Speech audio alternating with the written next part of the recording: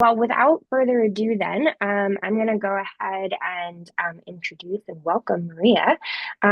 So, one of our esteemed soundboard members as well. Maria is a Latin Grammy-winning engineer and multi-nominated producer from Colombia. She's been recognized for her work on Grammy and Latin Grammy awarded albums over her 15 plus years in the music industry. And she's collaborated with some truly incredible and notable artists like J Balvin, Mark Anthony, Brandy Clark, Laura Pausini, Juanes, New Kids on the Block, so many others. Really incredible career and set of credits. If you haven't like scoped her out, go do that right now. In 2025, she took on a new challenge as the director of A&R at Interscope Capital in Miami, where she plays a pivotal role in shaping the label's artistic direction. She has received the Leading Ladies of Entertainment Award from the Latin Recording Academy in 2019. She does a lot of work to actively support women empowerment in music through organizations like We Are Moving the Needle. She is the Music, our sister org there.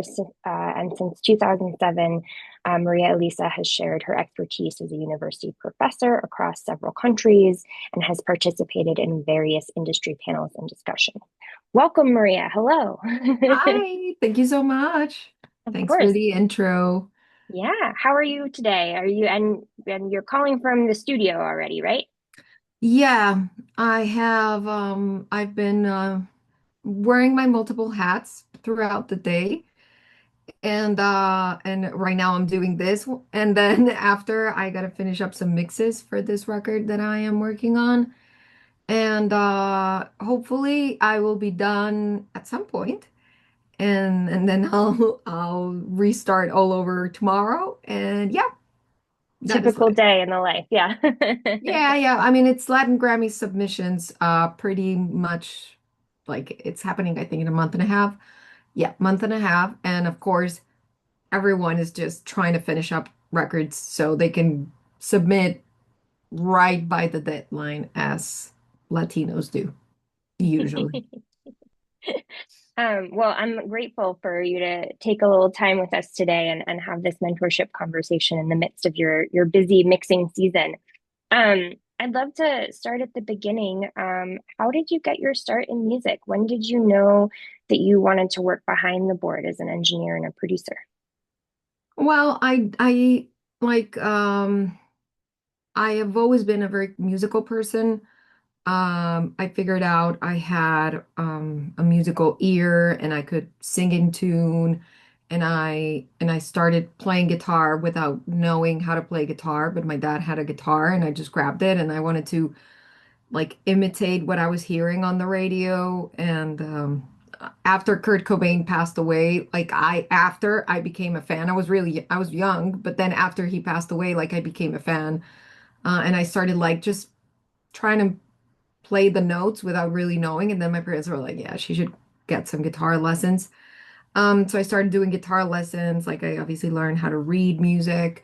Um, and then I figured out I could sing, and but at the same time I was never actually like I would perform when I was in high school, but I never felt comfortable being the star or the artist.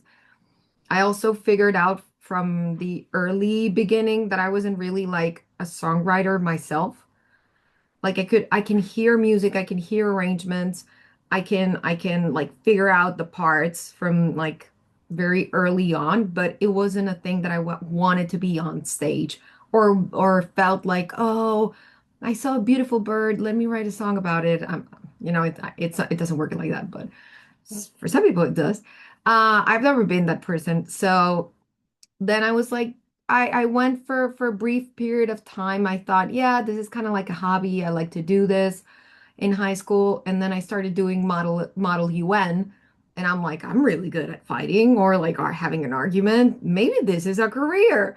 Um, and then I was almost gonna go for that, but then I was like, I moved from I'm Colombian. Myself and me and my family, we moved to Bolivia, and I did my senior year of high school. I changed school over there, and then the music lessons. All of a sudden, I needed to know how to play a band instrument, so I learned how to play clarinet. And I was like, nah, I really like this. Like, this has to be it. But like, I didn't want to be a clarinet player. I didn't want to be a guitar player. I didn't want to be a singer or a songwriter. So parallel to all of this, well, my mom, when I was born, my mom was a television producer in Colombia. And then she became part of UNICEF in Colombia. That's why we moved. And while she was at UNICEF, like she was the communications officer, so she had to produce um, documentaries and television shows, and she had to executive produce songs. So she would take me to the studio. Sometimes she would take me to the studio, but she would be like, "Oh, come with me. It'll be fun." And then it's like, "Oh, get in the booth and actually be a voice actor." Be a child in the violence in Colombia and be sad. And I have to be like, I had to suddenly become unpaid worker for my mom. And but then of course I had been exposed to all of this like multimedia industry thanks to her. And then like trying to figure out what I was gonna do and who I wanted to be. She was like, well, maybe you don't have to be the person who's in front or writing the music. Maybe you can be behind the scenes, like an engineer. And I was like, yep. So I I love that. I was living in Bolivia, so there were no audio schools over there back then. So I found the closest one was in Chile. So I moved to Chile and I did 3 years of like pure audio engineering program. By the seventh electronics class, like semester, I was done. Like I couldn't do more math or more science, and that's when I decided to go back to Columbia and actually begin my music program. And my minor was audio engineering, but because I had this really strong background, like I was obviously more advanced than more than many of my classmates, but then I was really behind the like the actual music from conservatoire. So I had to like in the end I did 7.5 years of an undergrad program. But it Yeah. is what it is, and it made me who I am. I love the way that you describe kind of the almost whittling down process for yourself and trusting your gut along the way to tell you this wasn't working. I like this, but I need to like continue to finesse. I feel like that's very I've wise. been that person my entire life. All of the things that I've done and the reason why I've never said like there's very few times where I've said no to something, even an Mhm. idea. It like I think the one time that I've said no, it has to be more related to I don't feel comfortable in this scenario, or I feel this is dangerous, or like I'm literally not gonna get like I literally said no to a production to mix a production that I know most likely will get me a nomination in the Latin Grammys. Mhm. And I said no because I would have to do it for very little money in 1 week. And I'm not gonna mix in 1 week. Like I'm done. Mhm. I'm done being that person. And if I miss another nomination, like I will gain health, mental clarity, rest. Like there are certain things that I maybe on a separate occasion, a different time and place, I would do it, but not right now. But every other thing I've said yes when I like mentally go through my process and I know exactly I try to keep in touch with what I feel and how I'm feeling and if I feel the situation is comfortable or if it's worth it at all and then sort of like scan and go through the process. And then I just ask a bunch of people. I usually ask, like, do you think this is good? Do you think I should do this? Do you think like people just give me an opinion and I just keep a tab of everything, like with how I did with my mom? And it's like, okay, I'm gonna do it. Yeah, I so appreciate what you just said also about Grammys. And, we hear this from mentors. Sometimes it can be such a tough balance. On the one hand, we talk a lot about representation, right? And how important that is. Where Moving the Needle has our Fix the Mix research report. There's the Annenberg. There's a lot of work that's being done that to track where women, trans and non-binary creators are or are not often appearing in these major credits. But so it can feel sometimes, I think, like that is the be all end all. But I think you make a really good and wise observation that sometimes also like that creates in its own way, it's outsized pressure on creators. Like you have to take care of yourself too. That's a beautiful reminder. Thank you. Oh yeah. No, 100%. And like that comes with age naturally. As you grow, you understand that there are certain things that you cannot allow yourself to get into. And that comes down to a very important point, and that is that there are situations for creators, non-male creators that become in a certain way uncomfortable, not to say dangerous. And I've always said I have been one of the fortunate ones who have not been in really bad experiences, let's call it like that. But I can't say that my friends are not for certain. And I obviously it's not oneself to blame, but definitely having your own compass and understanding that sometimes just me the thing about making it's such a distorted concept in our industry, and social media does not make things any easier, but making it for a lot of people is so different. And when you understand that, it puts you in this very comfortable position to be able to make a decision that can bring you a lot of benefit and health, you know? I really appreciate that. You mentioned, these are kind of the things that come as you grow in your career. Did you have a mentor when you were starting out, or someone that helped inspire you along the path to help you find that trust in your gut, find that comfortability with prioritizing your health? Or was there a moment or any like a watershed kind of experience that kind of helped shed this to light, or was it just time that kind of brought you here? No, actually, I mean, I did not have a mentor because everyone in this industry, and I do have to say, and I'm like, thankfully, like there are this type of like um organizations like this one and many others that are here to bring this kind of support and mentorship opportunities for everyone. But when I was coming into the industry, that was not the thing. I barely knew one female engineer, and that was it. And so when I grew up, like I grew up with all male mentors who were incredible, because I do have to give them like I have to give them their credit. If it wasn't for them, I wouldn't be here, period. Not that I wouldn't be here at all, but you know what I mean? Like they did provide a platform for me to thrive when a lot of other things were preventing that to happen, because that is the truth. However, there were not excellent mentors when it comes to like taking care of yourself or blah blah blah. I actually learned that by myself because when I was working in Colombia, wearing the multiple hats. I was post-production supervisor for a reality show in Colombia that was aired on national open air broadcast. And right after I was done with that, it was like 9 months of like sort of like a Big Brother type of thing where I lived inside of the television studio. And right after I lived almost with the people that were inside of the house. We all did.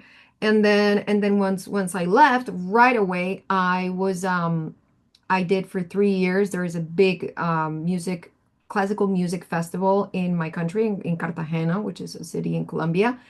And I was audio engineer and orchestra liaison. So like the person who that accompanies the orchestra everywhere and like sets and coordinates everything for the orchestra. And that was a very busy work. It was like a 1 month living in Cartagena and just running around the entire city working at this festival. When I was done with those two things, after that stress, I had hypoglycemia and I started getting a lot of like health complications. And that's when I was like, okay, there's no more of like skipping meals. There's no more of like walking and eating. There's no more of like eating in like sitting down in your desk while working. There's no more like grabbing whatever I can find. Like I'm gonna have actual meals. and they're going to be timed because I cannot afford to have diabetes, period. That's the end. Yeah, that's so real. Uh, Transitioning a little bit, you've had an incredible career really across the global market. And, you know, there's a lot of folks in our community who are all around the world. We have some folks from all around the world on this call. I'm curious how, if you have any recommendations, particularly for those who are starting out in terms of how to build your profile when you're talking about the world. How did you kind of translate from your work in Colombia into the US music scene, but you're also still maintaining much all over the place. So, like, how do you balance all of that? I don't know. The answer is I don't know. Well, I mean, the thing with Colombia, being Colombian, which is very specific, and probably there's Colombians here. I know there's a Costa Rican. I see you. But yeah, like being Colombian, it's a thing where like we are exposed. We are a very diverse cultural country where like multiple things can be true. Like people may not know this, but Colombia is the second most like metalhead country in the world. Like there was a metal genre that actually was born in Colombia, not in Norway. So being a metalhead in Colombia, I was one briefly. Like it's very common, but at the same time, like you can love our tropical or traditional music as well, and those two things coexist like together. Like you can be a metalhead, you can be a goth, full black eyeliner, and then you can be dancing with your cousin on the like I don't know, Christmas party. Um, so that comes with our culture. And then so how it ended up happening, like because I have that embedded in me, when I was in Colombia, it was really funny, or well, not funny, but one of those ironic things. Like when I was in Colombia, I I got rejected by a lot of my male peers because they were like, "Oh, women are not supposed to be doing rock, women are not supposed to be doing metal, or alternative. Those genres are not like you don't know how to do drums or whatever." So I started finding my way, and then I ended up mixing. I was one of the first mixers who actually did Colombian reggaeton back in 2009. And then I started working a lot doing reggaeton. And back then, it's like people will make fun of me because it was like, oh, you're doing such a stupid genre. Like, yeah, stupid genre. Fast forward, it became the most important like Latin genre in the world, the one that I like make the huge expansion. So then I moved from like, so I kept mixing a lot of reggaeton. That's when I moved to Nashville because I figured that if I wanted to learn more of the craft, and there was back then, there was a lot of like problems with access to equipment, access to opportunities, because that's what happens everywhere else in the world. So like I've never seen like an analog console. Well, not that's not true. I had seen some, but I've never actually worked on some, and there's some models that I've never seen. So like I moved to Nashville, and I did that's where I did my 3 year master degree course at Middle Tennessee State University. And I did it because I wanted to have a real opportunity. So I immersed myself into that. And from that, that's where I started connecting with a local Nashville scene that opened itself to me. And obviously there were some cultural disparities, obviously, especially in Nashville where everything is so like well protected and very exclusive, right? But then again, like I learned a lot, and that's where I've met a lot of people who knew about my craft. And then from then it's like I still kept mixing reggaeton. Then I moved to Miami. When I get to Miami, people are like, women are not supposed to be doing reggaeton. And I'm like, oh, really? Because it became sort of like now it was the macho culture for the reggaeton. This was the moment where like Daddy Yankee and all the big names were out there. So it was like, oh, now I can't do this. Like before, it was too woos. So I could do, and now it's like you should go back to alternative and country and rock and I'm like that's actually what I wanted to be. So bye. So that's when I like a lot of the shift moved away and I was allowed to do whatever I wanted to do.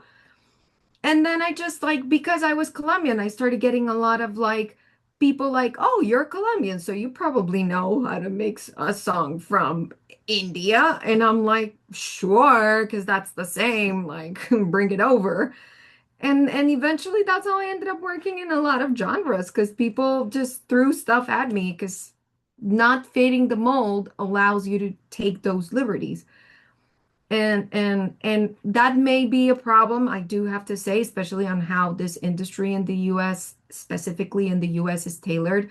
Like, because in the US, like people will be like, oh, this is the guy who does the pop thing in LA. And it's like, you're pop, you're hip hop, you are classical, you do films, you're Latino, whatever that means, right? And then all of a sudden it's like sometimes I may not be the first one, the first choice, not only because I'm a woman, but also because it's like, oh, she does a lot of things. Like that's bad. And I was like, yeah, well, here's my list of alternatives, my list of pop music, rock music, blah blah blah. It kicks ass, but Yeah, anyway, the wearing of many hats, I think, is shift. It's always been true of the industry, but we're seeing people just like embrace and shift in different ways. But there are definitely some right. people who are digging in on The the other one hand. thing I do have to say is that AI is coming to like break all of those barriers down because now it's not genre against other genre like emo versus and all the stupid thing that used to happen before. It's more like human versus machine. So then it's like what I'm seeing is that if in 2026 you are an engineer who doesn't know how to record, you are in trouble. Because if you just blend samples, a machine can do that much better than you will for probably 4 years until you really learn how to mix properly, which people in here, if you know how to, the mixing process is something that takes years to master, um, to get an actual result that not only is one thing, but you can constantly keep getting the same result.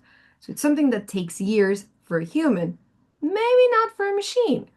So the thing is that like if you are capable of recording a good drum kit, if you can record piano, if you can record a good guitar, if you can do an orchestra, if you can record a choir, that will be absolutely irreplaceable by a machine.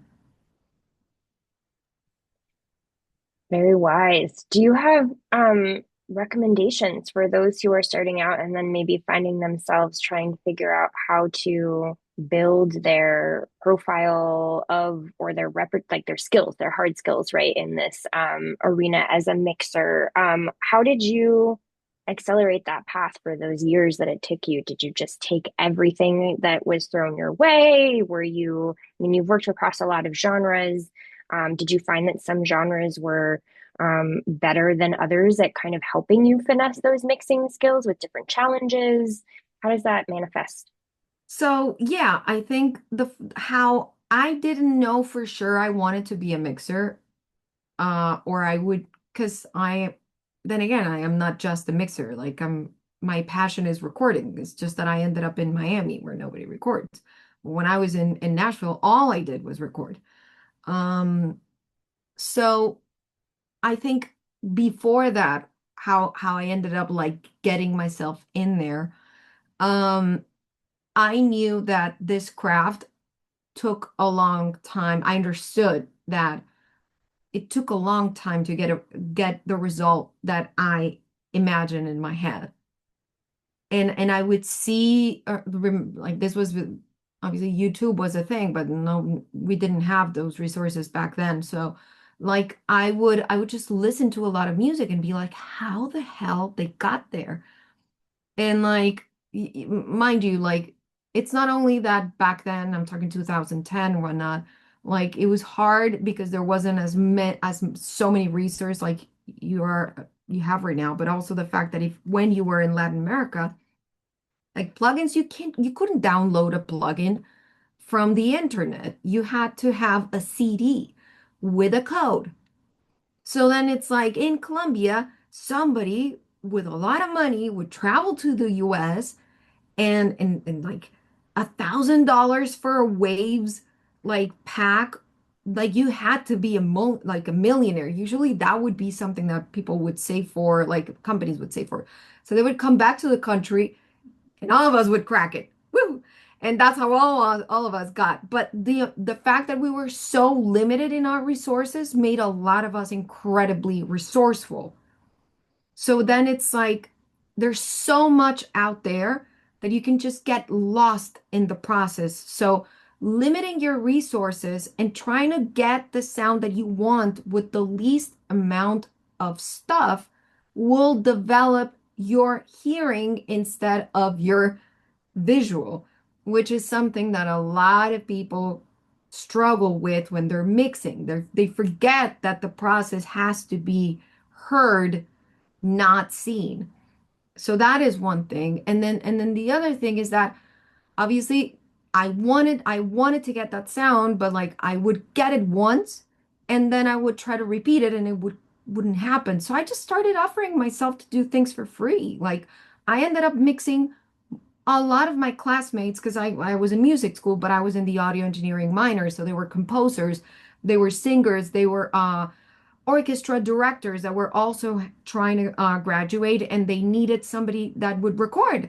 So I would just offer to do it. Like, just get me transportation and a meal, and I will go there and I will find the equipment. I will rent it. I would do or pay the rental for me, and I will operate and I will give you something.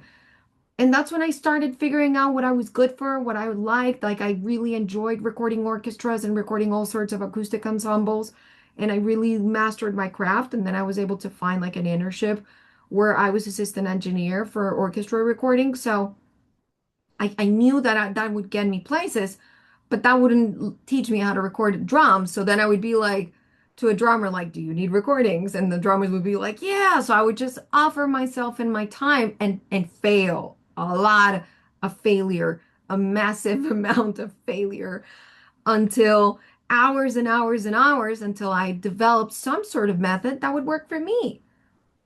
And then again, like maybe now you can just download one of my videos where I'm talking a lot of crap about how I do things, and then you copy my method. Super cool. But then just make sure that that will apply to everything, because I know exactly how it applies to me.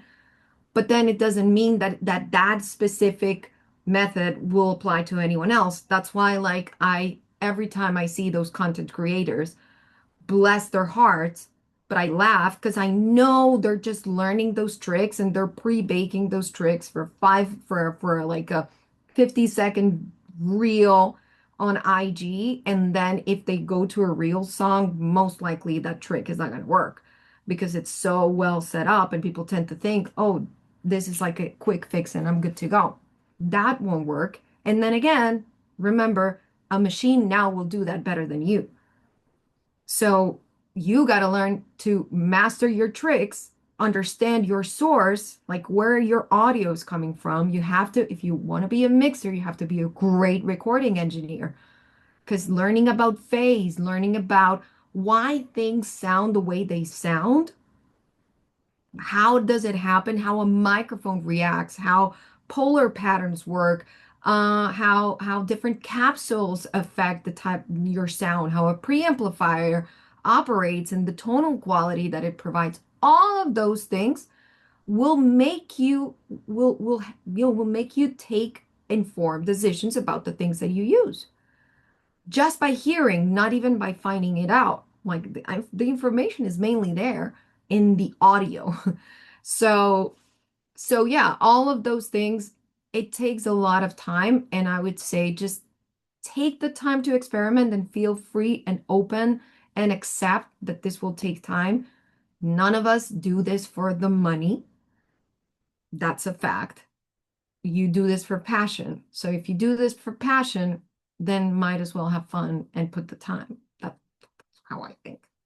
But I feel like there's a theme developing in our conversation here. There's no quick solutions, there's no cutting corners, and sometimes the scarcity is actually a blessing in disguise in a way, which is a really beautiful way to turn that on its head. I'm curious for freelance creators who are building that momentum for themselves.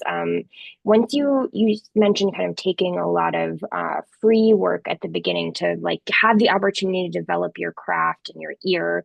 Um, at a certain point, you translated that into some Money. cash flow. Yeah, money. How did you Yeah. make that transfer? How did you negotiate with people that you'd also maybe been doing stuff for free and then they were starting to get traction and you had to be like, okay, now I really do need to get paid. Like, how do you do that? Well, yeah, that's a great question, and that's like there's no true answer, but in my case in particular, I knew for a fact that because this process was going to take time, it's like an investment. And people who are in production and in engineering don't understand that just like an artist, we are artists ourselves. So just like an artist, artists don't break all of a sudden. They have to figure out if their music becomes viral and like it's the saying like in order to get one hit, you have to write 1,000. So that translates equally the same for us. So I think by asking to do a lot of free work, I was able to experiment in my own time and try to put the best in the work and give the best to the people that were giving me the opportunity to make that for free. And then one thing that I do have to mention is that eventually when really started feeling the need, obviously though I was doing this while I was in college. So like I was still my parents would still give me some money, but I was already working. I was doing a part-time job as a TA, as a teacher assistant. So I was making little money that would allow me to like be myself and live my life. But once I was out of college, like I had to take other jobs that I didn't want. Like, for example, working in television. Like, Columbia didn't have back then the industry that it has now with the Carol G's and J Balvin. Like, now that I know and work with J Balvin, like, we're contemporary, we're the same age, and he was like singing concerts for free while I was also mixing for free. So in the meantime, I started working on in television and I was doing post production for television, which is not something that I really enjoy, but it's something that will give me a salary. And I was still doing engineering, so I was still using compressors, using EQs, working on vocals, and that's why I like eventually became a vocal producer because I know how to do vocals because I edited thousands of hours of television dialogue. Um, and I learned about phasing because like there's so much phasing in television with microphones all over the place and lavaliers. Like there's so much phase. You learn all sorts of tricks and you have to learn how to be really fast because like television is happening on the go. People are waiting for you. You have 10 million spectators waiting for your show. Like you have to be fast. So so that's the investment that I put. But there came a moment where I was like, I do not know how much my work is worth. And then it's like, oh, and like I need to do taxes and like, oh crap, and like I need to do this and that. And all of a sudden I was like, there's a lot of the business part of it that I haven't figured out because I was told that I needed to be a great musician and I was told that I needed to be a great engineer. And then all of a sudden it's like, how the hell do you write down a quote? Like how do you make a quote or how do you put you submit an invoice or like tax or I had no idea about all of these things. So I found a solution and I actually did a diploma certificate in music um, business, like program managing specifically for music, where I had people teaching me how to do this because I was like, "Oh." And they taught, and they actually, in that, they told me something that is very valuable. And I've always mentioned this to everyone. And it's like, as an engineer, as a producer, you also are a brand. As an artist, you are an artist, you're a brand. So I had some marketing classes, and it's like, how do you differentiate yourself? How do you, and so it's like doing this introspection into understanding, just like a musician would do with their music, with their songs, as an engineer, as a producer, how do you make yourself stand out from the bunch? Like, what does it make you unique? And I remember at very early on, I'd be like, because I'm a woman. And I remember I had a meeting with Lenny Kravitz like lead engineer back then, like this New York guy who was like one of those New York guys that are going to be super blunt in your face. And he's like, what does that make you special? And I'm like, well, I'm a girl. And he was like, what does it make you special? I don't care. And I was like, you're right. That does not make you special at all. Like, what? Nothing. So in the end, like, I figured that I had a brand to sell and I figured that I needed to sell a product. So I actually took the chance and I set up my social media back then and I bought my domain and I started posting my music up and my mixes and my whatever I had and just started like trying to figure it out without being a social media influencer. But eventually because I was able to tailor what I did, somebody actually found me and paid me for my first like actual mix. And that mix ended up being in the radio in Colombia. And I ended up doing that that album and it was all paid. And like that was one of the first reggaeton albums that were mixed in Colombia. And from that, I started getting a lot of work because all of a sudden people figured out that I could do this. But I had to be out there, otherwise it would have been impossible. And because I optimized my SEO and like I optimized my social media and like I put myself out there, somebody caught it. There's always an element of luck, but I was ready, you know? Mm. I love that. We'll be moving into Q&A in a couple minutes here, guys, if you want to start putting questions in the chat. And while you do, I feel like this is a great segue. First off, I just absolutely love that at each step of the way, you've mentioned a couple of points now where when you didn't know something, you sought out the answer with some education. You got your master's degree, you got the certificate, you're kind of a constant learner, and I really appreciate that. I feel like that resonates Yeah, with a lot however, of like folks in our I'm done community. studying, like I'm done. Yeah. Like after 3 years You've of a got all master's the degree. knowledge. Yeah, Yeah. no, I can't. Maybe in it's something I don't know. I want to study philosophy, but I'm like I'm done. I don't want to study more audio engineering. Like I'm so done. But it's really funny Okay. because you never keep studying. You never Mm, keep researching. Like every time there's a new plugin, there's a new technology, there's a new something like that's in the nature, and it has to be in the nature. If you want to mm, be an engineer, it has to be in your nature to be curious and learn how to be self-taught and understanding the technology and how it works because literally that's what it is being an engineer. That's why I'm saying again, it's a fight against the machine. The machine does know how things work. So mm, all we have left is artistry and good taste. So if you want to beat the machine, you have to learn how things work because the machine already knows. mm. I want that on like a t-shirt, Maria. You got to give me copyright. Yeah, yeah, exactly. And that's how we I'll go donate that it to you're We Are Moving the Needle. There you go. yeah. That's the businesswoman, which is a great segue into my next question, which is you are now in A&R. That's like the Yeah. current phase of your journey, which is a really interesting one, how you've like really blended, these amazing creative pathways and how you built in your business acumen. How did you end up in this role? How do you feel like your work as an engineer and freelance creator kind of informed you ending up in A&R? Because it's a thing where like and a lot of people who are here who are freelancers understand like when you're freelancing you have to wear the hat that the project tells you to wear, you know? So I would realize that even when I was extremely prepared and or felt or would try to find an answer to like get myself ready for everything, I would get this incredible album or like record to this artist and I would hand it in and they wouldn't know what to do with it. And then I was like, maybe I should just like have my own label because I know how to do it or I'll learn how to do it, right? So then I started researching and asking questions and we set up a label with my husband And we started like my husband is a musician, so we started like moving our own catalog and managing our catalog and figuring out how to do campaigns and studying other campaigns and try to understand.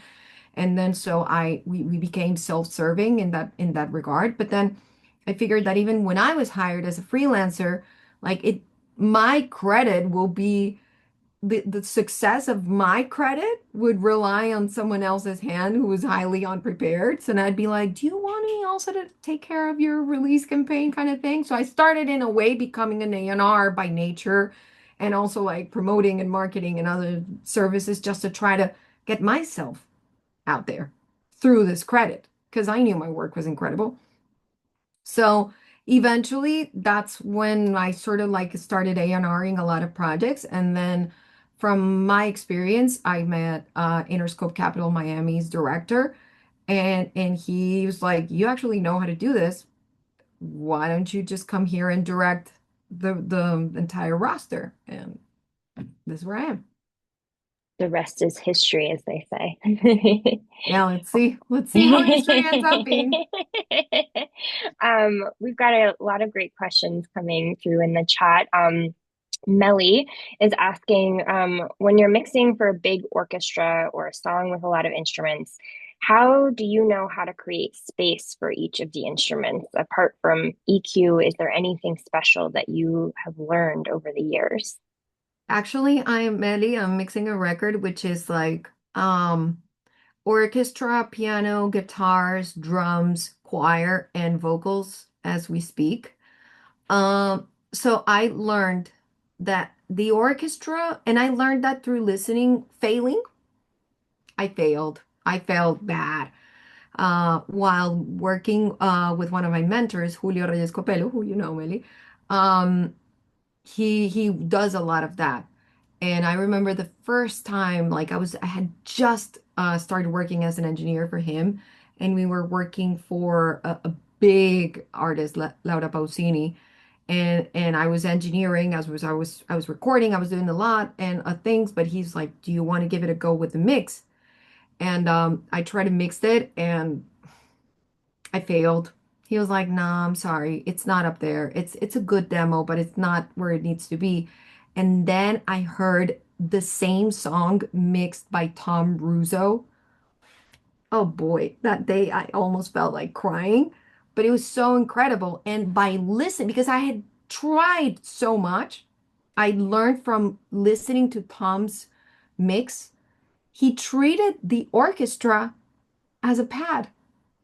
In the end, it's just the color. The thing is that, like, because you have 80 microphones or like 90 tracks or whatever, it's this massive thing. You would assume that it's all so massive and bulky and you have to get in the nitty-gritty of things. But in reality, you can pre-mix it and set it to a stereo track. And then you just add it to your band. And then you just mix it as if it was a pad. When I learned that, like my entire process changed, and I can now mix an orchestra and like pop ensemble with vocals and everything in like 6 hours, which before used to be like 120 something hours because I was like, I need to dial every microphone. Trust the recording process. Recording engineers have mixed that, so in the end, a stereo track. And if you need more of a violin, you will look for the violin, dial the volume on that violin, and you're good to go. It's a pad. It's a pad where you have access to like micro melodies within those microphones that you can plug in as need, but then in the end, it's one color. And then it's just a matter of treating it as you would treat any synth or any pad or any something that's polyphonic that is just like a block of sound. Hmm. I love that you that's the second time you kind of keep weaving in the recording process and the mixing process and how Yeah. interlinked they are. There's another question from Mel about the recording process for orchestras and ensembles, how your experience as a player has influenced like that, but also I think kind of building off of this The prior engineering part. question with the engineering part, like trusting the recording engineer when you are the recording engineer, how do you kind of set that up then for the mixer if it's yourself or somebody else? Right. So I think being a recorder, so specifically for orchestras or big ensembles, like if you're doing like a big band kind of thing, or like a salsa ensemble or jazz ensemble, like it's very important, and that is the musician in me. Also, by you obviously understand that I'm a nerd.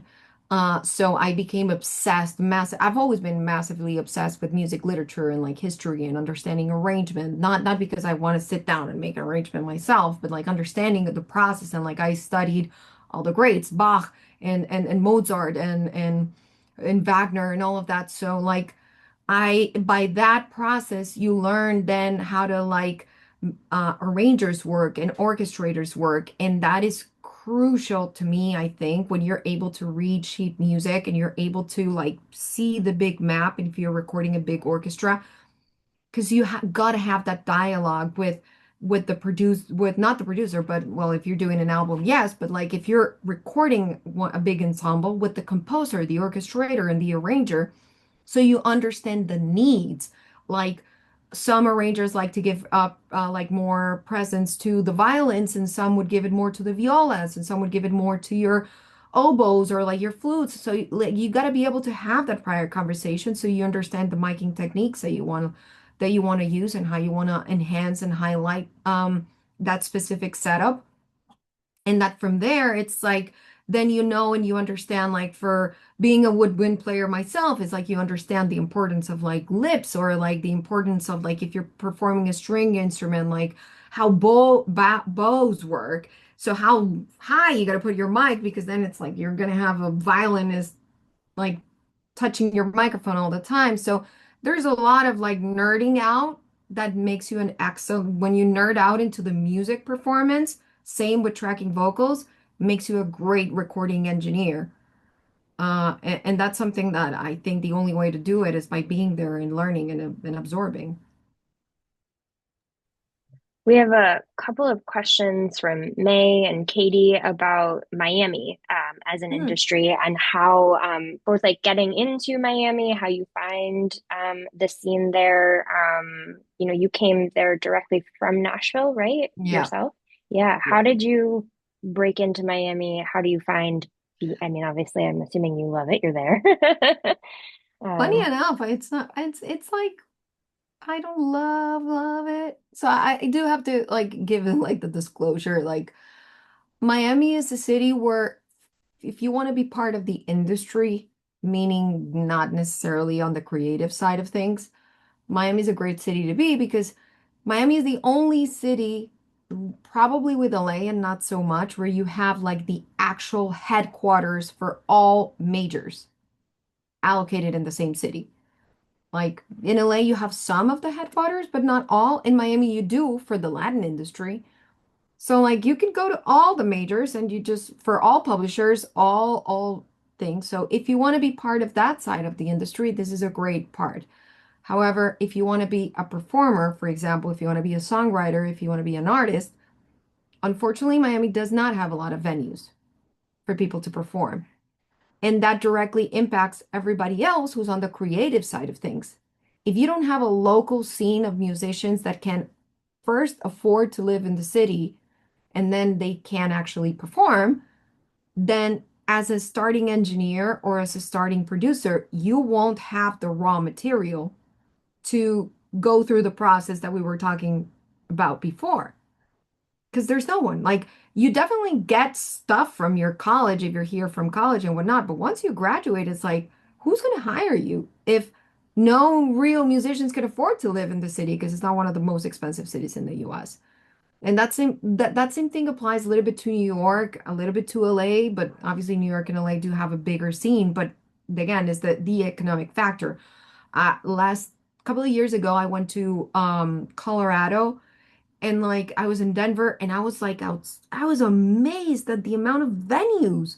So like this middle cities, obviously Nashville, Memphis, well not Memphis so much, but like other cities like New Orleans, you can really like get into the nitty-gritty that you need to like be a proficient musician. So in Miami, in my case, I already had a career.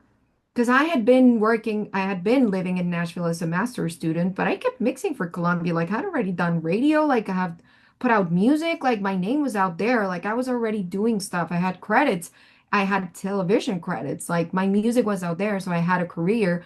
And that's how I was able to, like, make some phone calls. And actually, people started calling me because they found out I was here.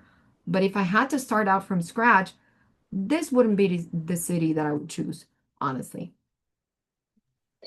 That's a kind of good segue into Julia has a question about if you're not living in a major city and you are soliciting and doing work online a lot, do you have advice for, from your case, you were living in Colombia prior to leave, but if you were starting out getting work in other cities or soliciting kind of around and maintaining also the virtual work atmosphere, how does Well, that work for you?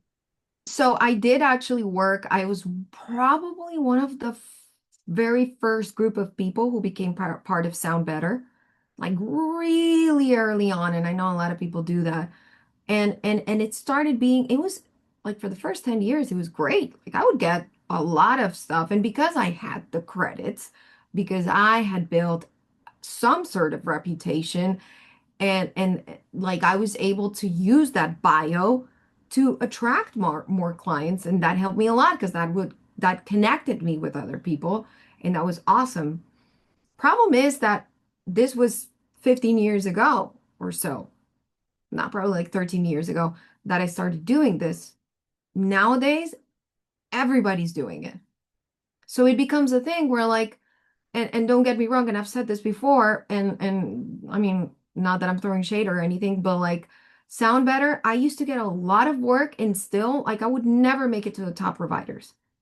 And then all of a sudden there'd be this guy, there's this one guy that lives in Miami, allegedly, who's always among the top providers in for mixing in the platform, who mixes like have done thousands of mixes. Nobody in Miami knows who he is, but he charges $250 per mix. How can you afford doing that? I don't understand because that will pay for your nothing in Miami or anywhere else in the US. So how do you do that? Like I don't understand how people do that. I don't think that person lives in Miami. I don't even know if that person actually exists because they don't even have a social media account, honestly. So I don't even know how that thing works.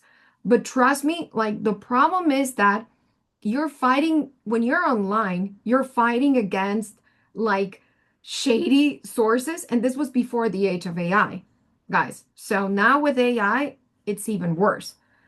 So then again, it's like, you know what is going to actually get you a career?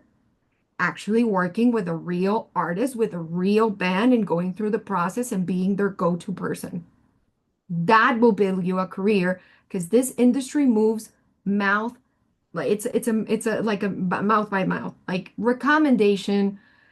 Being a good human being is what actually will get you your next client, not just like a comment and like 5 stars, um or like a like on your IG account. That will not make you the go-to person. And all the great engineers and all the great producers that all of us admire from now and before didn't make their career by offering services online. They made their career by hanging out with other creators. That's irreplaceable forever. Mm, thank you. All right, I think we have time for one more question. And we won't get to everybody in the chat, but I do feel like this is a good segue into Maria Paula's question here around charging. You mentioned $250 a mix was like a crazy amount. How do you know what is a good rate to start charging folks for your mixes? How do you avoid like lowballing yourself, getting the word spread that you're charging too little, but then you don't want to overcharge and deter people? I Where's the know. sweet spot? So listen, it's kind of like an unfair and uncalibrated system, at least at least like if you live in cities like Miami, not Miami, but like LA or Nashville, you kind of know because there's like a law of the land. And in Nashville you do have the union, so you kind of figure it out. but everywhere else it's a law of the land. However, there are things that are common to every single trade, not necessarily music, and that is that, and you can find this, you can chat GPT the hell out of this, but it's like I would have said Google, but no, not anymore. Although you know what, Google things because you don't want to waste water.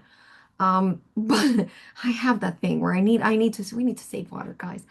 But like you can easily find out like how much does it mean for each one of you to afford the things that you need to afford on your everyday life. And if you figure how much it is that it costs for you to live, eat, sleep, be able to drive yourself places, etc., and have a little bit of fun, of course, and clothe yourself and maybe travel and live a happy life, then that will be your cost per, you can actually find a math and that will give you how much will you need to charge per hour without any luxuries, of course. Then then from that, you can start sorting out, okay, how much does it take me to make a mix? Or how many hours do I have to engineer or assist engineer in order to make this amount of money? And then it's like, okay, now if it's like, I don't know, X amount of $100 an hour, well, if you ask around, which in marketing they call it benchmarking, if you ask around who charges $100 per hour, most likely there's going to be an experienced recording engineer who's been doing it for more than 10 years, not assistants. Assistants rates, if you're lucky, you're going to get 35 an hour because that's how much the studios charge, pay per hour for their assistants. Most of them do 25 or 15. And those rates are already pre-established. So then it's like those, you do your benchmark, you research, but you also have to keep in mind how much do you need to make to like make ends meet. And then from there, then you understand how much compromise you can allow yourself into like, all right, am I going to charge this little or am I going to charge this much? And same goes with mixing and same goes with production. And then you have to build yourself up from there. And once you enter the major industry realm, then it's like you're going to have a lawyer negotiating those fees for you, and you don't have to ever think about it anymore. Just make sure you, but not that's a lie. You actually always have to know how much you're charging for it. But then it gets like you can charge $8,000 for a mix.